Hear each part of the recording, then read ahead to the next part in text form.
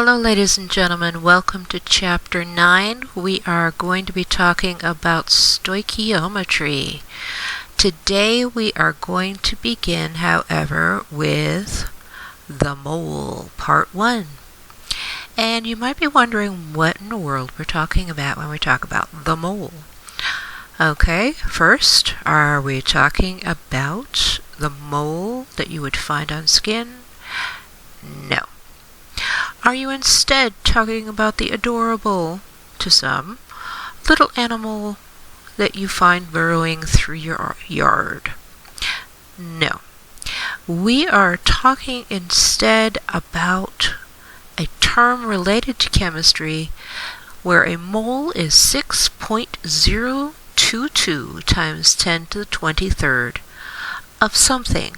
Now that something can be lots of different things. It doesn't matter what, but if you have 6.022 times 10 to the 23rd of them, you have a mole. Just like if you have 12 of something, you have a dozen. It's the same idea. It just is a really weird number. Instead of 12, you have a lot bigger. Now, to show you what 10 to the 23 means, the reality is if you wrote this out, it would look like this, where you would have 6, 0, 2, 2, and a whole line of zeros. Now, that number is actually called Avogadro's number. You'll once again notice that it's capitalized, which means somebody got to name it after somebody. Now, this number got named after Mr. Amadeo Avogadro. This is the only picture I could find of him. But he had the ability somehow, he figured out that if you have a certain amount, if you have that mole of something, then you have that number of them, that's 6.022 times 10 to the 23rd. Now, if you have 1 mole of atoms, you have that many atoms. If you have that many molecules, if you have 1 mole of molecules, you have that many molecules. If you have 1 mole of formula units, that's what you call it for ionic substances, you have formula units. The reality is if you have 1 mole of desks, you have 6.022 times 10 to the 23rd desks. It does not matter. It's basically just saying you have that number of something. Now, the reality is we cannot really understand what a mole is. That number is more than our mind can comprehend. So just to give you some approximated ideas of what a mole is, to put it into kind of concrete terms, if you had 1 mole of marbles, it would cover the entire Earth, including the oceans, for about 3 miles.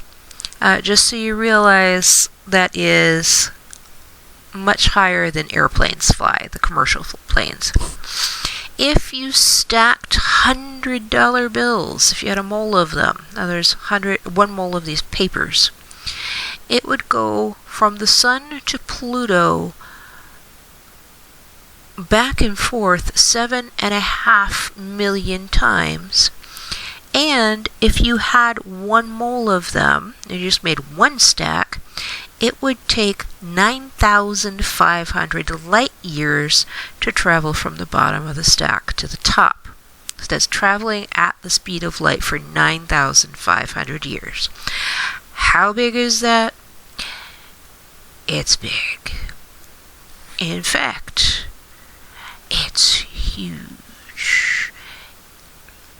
And it worked better when I had the good gift. But my computer doesn't like it. It's huge, it says. It's huge. There we go. I mean, it's really big. Let's try this again.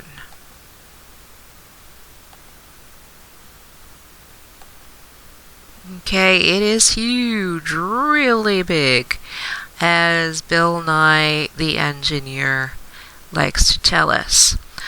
Okay, so we are learning about the mole, this really big number.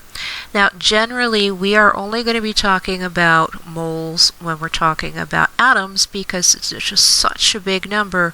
You really have to be talking about really small things. Now, let's say we wanted to know how many atoms there are in 4.5 moles of helium, because we are talking about chemistry here. Just curiosity. How many atoms are there? Well, you would start out with the number of moles, in this case, 4.5 over 1, just as a way to keep it up above. Now, if you have moles above, you need to have moles below.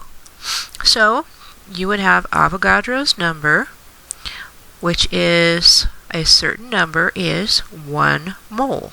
It's the same proportion. So, you multiply this out, 4.5 times 6.022 times 10 to the 23rd, and what you discover is you get 2.7 times 10 to the 24 atoms. You just follow this pattern. Okay, the number of moles times the number that is Avogadro's number, and that will give you the number of atoms, because it crosses out moles, and all you have left is the number of atoms. Now, when we're figuring out mass, the mass of a mole of any substance is called the molar mass, which makes sense. It is the mass of a mole, the molar mass. Now, one thing that you want to remember specifically is that what you basically do is you look at the periodic chart and you discover, AMUs, you're talking about atomic mass units, which is going to be that mass right there on the periodic chart, 12.011, is basically going to convert in this system, and we'll say that 1 mole has, for every atomic mass unit, it's going to have a gram. So if I have 1 mole of carbon, I look on here, I see, okay, there's 12 AMUs, 1 mole of carbon has 12 grams. That is the way they defined a molar mass. That you just have to look at this number and you say, okay, it has 12 AMUs, 1 mole has 12 grams. It's that simple. Okay, you just have to remember you convert from AMUs to grams. It's the same number for 1 mole of that substance. Okay, for example, if we're figuring out the molar mass of 4.5 moles of helium, we start with a number of moles, again, 4.5 over 1, grams of the substance. We look right here, okay, 1 mole has 4.033 grams. So if I have 4.5 moles and there are 4.003 grams in a mole, the total number of grams of those 4.5 moles is 18.0135. So if you're trying to figure this out, basically what you're going to be doing is, say you have a certain amount, you want to know how much you need in a reaction, this is one of the ways you would be able to figure it out. Now, let's say you know the mass, or you want to figure out the mass instead of an element, He, you want to figure out the mass of a molecule. Now remember, a mole is a mole. Now oxygen comes as a molecule, O2, not as an individual atom. So we start out again, 5.4 moles, 4.5 moles, and then the grams of the substance. Now in this case, since there are 2 oxygens, we're going to take the atomic mass, 15.999, and we're going to multiply it by 2 because there are 2 oxygens in the molecule. Okay, so in this case, it's moles times grams for the molecule, 2 oxygens, and that'll give you 143.991 grams. And just to help you understand the worldwide importance of this, there is Mole Day every year on October 23rd between 6:02 a.m. and 6:02 p.m. so that you have it written as 6:02 on 10 to the 23, the way that we write. And people kind of go crazy for Mole Day. So here is the video from 2009 just to take us out. So, Clyde, would you please start us off? I'd consider it a privilege.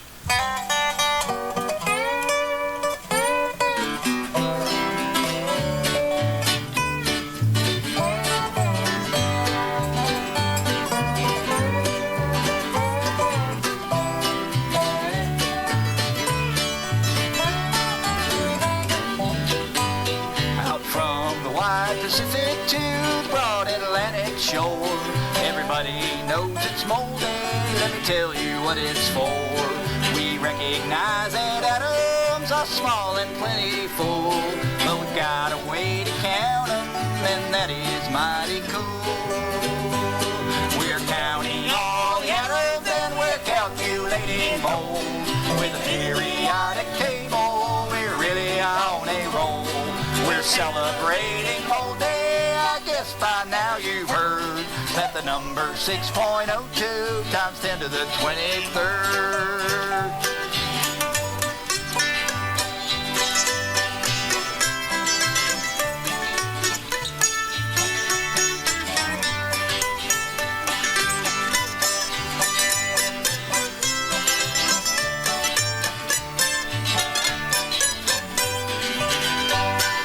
Chemistry is dandy, so my students all will say. And if you get the mole concept, you're really on the way. Do things like stoichiometry and ideal gases too. You'll pass the class with honors and your dreams will all come true. Well, we're counting all the atoms and we're calculating moles. With a periodic table, we're really on a roll. We're celebrating Mole Day. I guess by now you've heard that the number 6.02 times 10 to the 23rd. KT!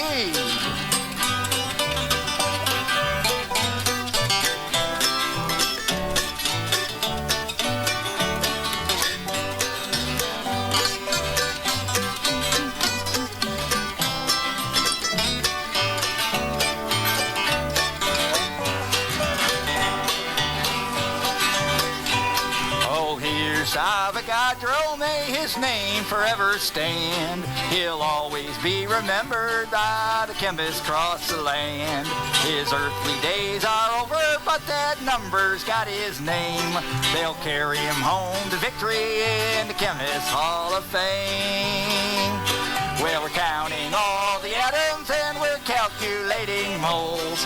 With a periodic table, we're really on a roll. We're celebrating Mole Day. I guess by now you've heard that the number 6.02 times 10 to the 23rd.